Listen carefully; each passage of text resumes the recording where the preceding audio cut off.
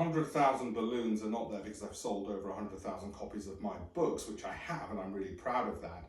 But actually it's because I've got 100,000 followers now on TikTok, which is an important business lesson.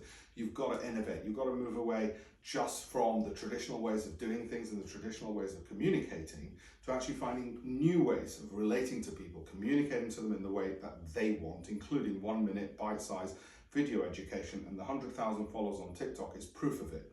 I'm on my journey to get to 1 million. Follow my campaign for $1million.com, where you will see how I'm educating up to 1 million people on how to be better investors through books to download, videos, articles, and free internship and work experience courses, certificated, free course material to go along with it so I can see exactly what you've learned and write references for your future employers. We've even had people get jobs at JP Morgan after completing that course and thanking us for it. So have a look at campaignfor1million.com, and of course, follow me on TikTok if you're not already doing it, and help me get to that million and reach an even bigger audience. Thank you everybody who's been on the journey so far, from those who bought my Financial Times published books back, what, quarter of a century ago, can you believe it?